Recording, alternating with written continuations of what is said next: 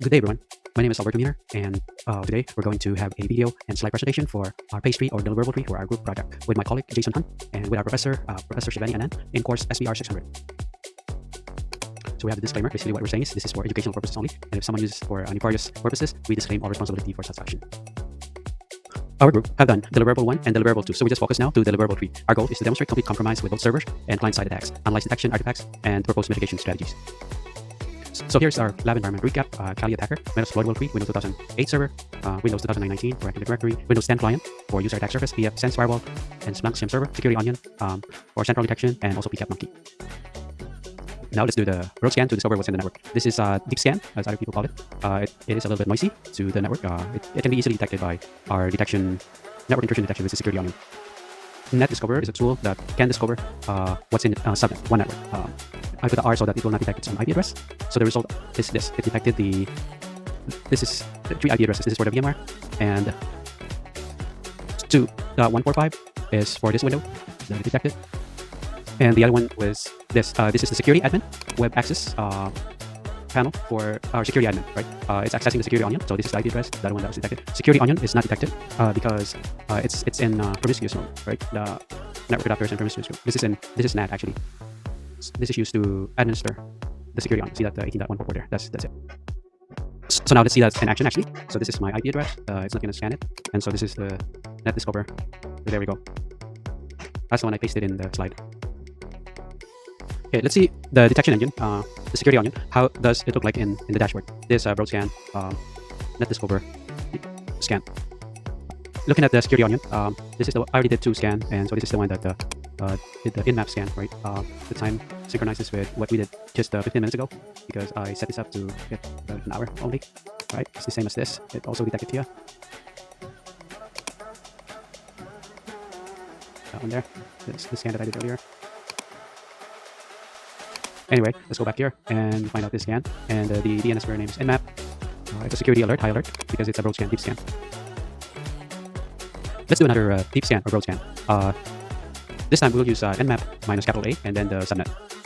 And I'll show you what it reveals. As you can see, it reveals the IP address again and also the MAC address of this host. Like fortunately, this OS, which is this one, the IP address is the same as that, 144, is completely secure. Compared to this vulnerable OS, Windows 2008, the 2.145, the scan reveals a lot of things, right? From here, for the vulnerable Windows 2008 server, as you can see from here, is the result of that scan. So it shows open ports, close and open ports, and a lot of services exposed from that one address, which is the vulnerable 2008 vagrant Metasploit. So here's, as you can see, I run the nmap over here, and at the same time, I also run a Wireshark over here, so that we can analyze the PCAP. And at the same time, we have the security onion running here, right? So we'll see the results there momentarily. This kind of scan will take some time, so I'm just going to fast forward it. Yeah, security onion at 16 gig of or 32 gig of RAM right there, and 16 CPU. It's still running over here. I have 8 CPU over here. Yeah, still running. I'm going to fast forward it. It's about 5 minutes running already, and it worked. It is this thing detection is need a lot of resources, especially when we just do it in a virtualized environment. This is the Windows server, Metasploit vulnerable OS, Metasploitable 3, and yeah, that's done. So I'm going to stop it here. Okay, and I'm going to save it, export packet dissection as text. And now for our detection side, for the full network reconnaissance using nmap.sa, this is how it looked like on the security onion. As you can see, guys, over here, it's 12:31 when I scan it. It took some time to do the scan, but imagine everything is critical from that point of millisecond, and put a lot of alert actually. For that span of an hour, we can see here that there are a couple of log just for that 12:31 a.m. 12:31, 12:30. Yeah, there are 500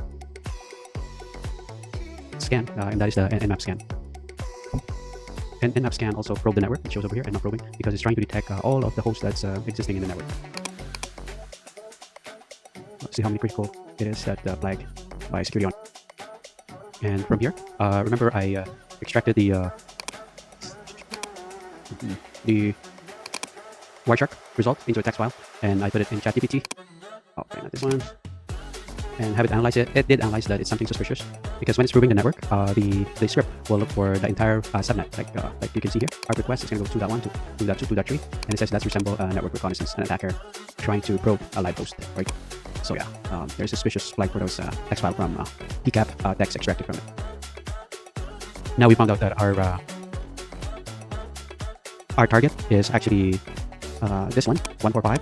Because you see a lot of open ports, and also this is the Windows 2008 server based on our scan, and this is the vulnerable exploitable OS, which is this one, right? 2.145. So I did a lot of scan. This is aggressive scan, and it reveals a lot of things. Aggressive scan, a lot of services and open ports for this targeted scan. This is the IP address of the Windows server 2008.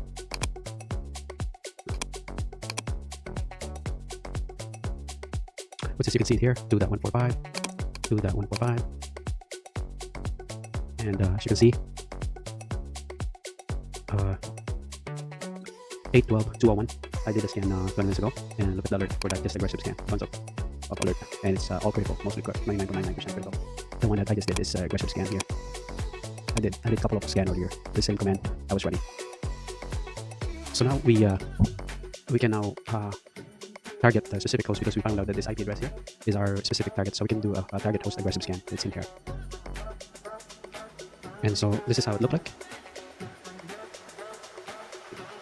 I did the scan 20 minutes ago, and that is the aggressive scan that resulted to that this one meant a lot of critical, because it has a lot of result and it's tested a lot. So security onion flag it as critical.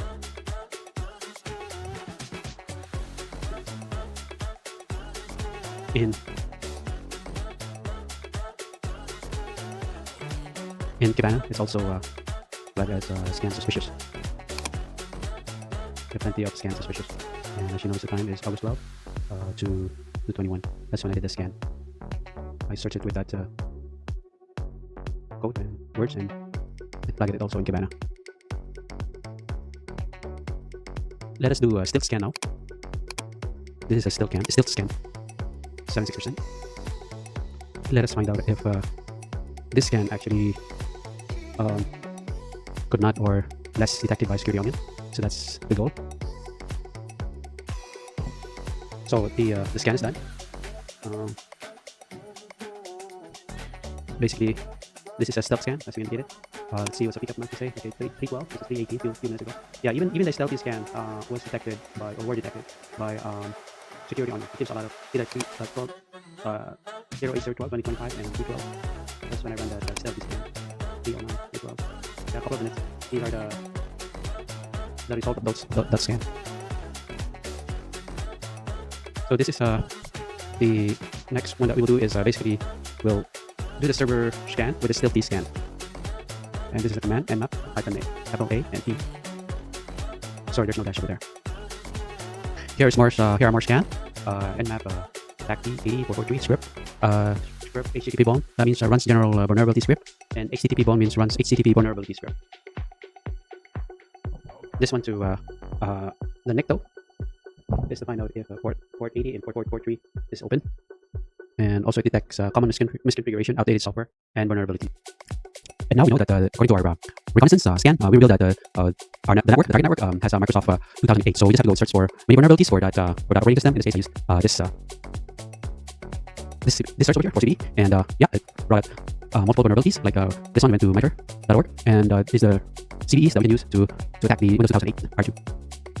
As you can see, there are a couple of CVE for Windows 2008. As you can see, it's already lots associated with Windows 2008. So we will specifically look for CVEs that we can use, and 010. This one here, yes, this one CVE 2017-010, and let's see what CVE.org says about that. It says that allows users to gain privileges via private application, aka Windows Help Paint Television privilege vulnerability. And we'll find out what exploit database said about that. It's the same thing. And for the CVE, we try to go to NIST. There's a link for NIST, and this one This also had that kind of information similar to what we searched already. Windows 2008 R2 is there, and then let's see what Microsoft said about this. Okay, that bulletin MS17010, and what are the effective system? Windows Server 2008. These are the effective system, and also R2 right there. Windows 2008 R2. And you would think that Windows 2008 is already old server operating system, but these are the IP running Windows Server 2008 as of now in the entire world. There's still 60,783 that is publicly connected to the internet, right? This is excluding those in the private network that like no internet connection. Yeah, so there are still uses for Windows Server 2008 in any network. So with that said, we're going to continue to exploit. We're going to start exploiting the Windows 2008 R2. Let's begin. By the way, this is a server-side attack because we're attacking a Windows Server 2008 server, and we're trying to gain access to each resources like the directory files and so on. Okay, so let's begin the pinging. Reveal our IP address. Yeah, and also ping the. Which actually now the IP address, because I rebooted, the change IP address is 153. The target victim is now 153 and it's responding fine. Let's begin MSF install. Oh, hi.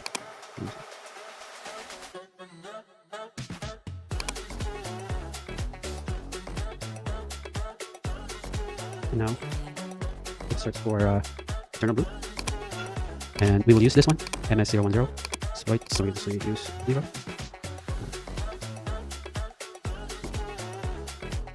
And we'll say options here. So those are the things that we will have to enter in, fill it in, and we will have to use this payload over here. Okay. You can also say info. So I just put our host over here, our remote host, and then info. So we can find out about the info about the MS7 2017-00 internal group, and these are the information that we can read. You can read it on yourself. Like I said, options. Those are the things that we need to fill in. So we set the payload here. I fast forwarded so that we're not going to do it live. So these are the things that we need to put it in. So I'm just going to put the exploit, and then you'll see it live coming through. And now we just have to run our exploit. We did a mistake. This one set our host. That'll be 153 now. 153, right? No? Yeah. Exploit.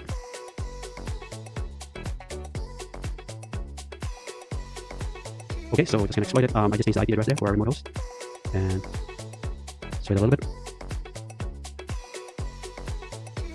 As you can see, there's an open session right now going on, right there. So if I say directory, let's show the directory for the Windows. Not sure if this one works. Yeah, present working directory, we're in Windows directory. IP config. It reveals the IP address of the Windows 2008 server 153. So we definitely exploit the server. So now we run MSF console just for recap. So we fill up all the information and show you the options, set our host, reverse. We put the payload over here. Set payload, that's very important. And we exploit the system. This one, the new IP address, set our host, and this is our local host, the Cali. So it went through and exploit the system. There's one session. So yeah, that's the one. And I put directory, and we're in Windows Server 2008 to verify that. And you can see that that's the directory of Windows, and that's the directory IP config. And now for our server-side attack data exfiltration, I interacted with hashdamp, interpreter command to extract the password file of a Windows system. And so here, we can now see from here the hashdamp command, and you can see the username, administrator, Anakin, and Vagrant is here too. So we know that the one we used to sign into this Windows 2008 is a Vagrant account, right? Yeah, right there, Vagrant. Okay. So now what we're gonna do with this hashdamp? What basically to do is to put this in a text file, right? And crack the password. And that's what I did over here. I put it in a text file, right? So that's in the text file. And then what I've done was actually use this password file. So I need to uncompress it over here. So I unzip it, and then so we use the RockU password file to brute force or find the password of these usernames that's indicated here. And so what happened after that, we're able to extract using hashcat command, right? It did found those username protocol, right? In which if you put the hash that over there, it's triple EE. That means this one here. This one. The password of this person is protocol, and the same as like Vagrant. It did found the Vagrant ID. Yeah, 0B, as you can see over there. 0B for the Vagrant. Some part of the hashtag. and password is vagrant. So we did exfiltrate the hash dump of the password file, and also we cracked the password using hashcat. So we completely exfiltrated the data and cracked the password. Another utility called John the Ripper. I use it to basically crack the password, and it did found to vagrant. The protocol we see earlier for it. Yes, and SSD looked like there's no password, but vagrant was also reported by John the Ripper. That's the password. Brilliant. Yeah, hashcat right there. Now just to exfiltrate data or steal data from the server, I did create a directory in Kali, exfiltrate data, and then I tried to use SCP, secure copy protocol. It's like SSH, but it's copying file from the Windows 2008 server. And as you can see, the IP address, just ignore the IP address. It was 145 before. I rebooted and become 153, but it's the same concept, just the IP address is different now. So all those 100% means the data was transferred to and pro from the server. So that's how pretty much it's faster and it's secure too when you try SCP. So what we're saying here is we have done the exfiltration, hash dump, and of the password file, and we did crack the password and so on. So this is the evidence that we copy the file and we crack the password, some of the accounts, and we were able to do SSH and SCP to the Windows 2008 server. So the data exfiltration is successful. And now for our server-side attack detection, did our MSF console attack activity was detected by Security Onion? And the answer is yes, it was detected. And to show you, it's over here. It's about 8:12 when I did it. I took some break and come back, and yeah, it is detected right there. MS 17010 was repeatedly showing up on the Security Onion, and the same as in Elastic. It did show that the attack took place like that. The IP address is over there. We can expand that a little bit, and we can see.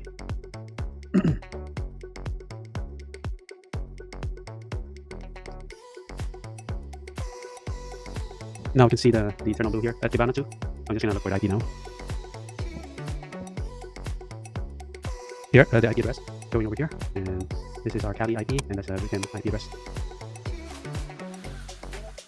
And now for our analysis, basically the Security Onion, we just have to further dig into it. And I'm just gonna go right here. There are a couple of them that shows the eternal blue and MS 17010. We're going to start over here. It's about 8 o'clock when I did it. I just came back, take a rest, and come back.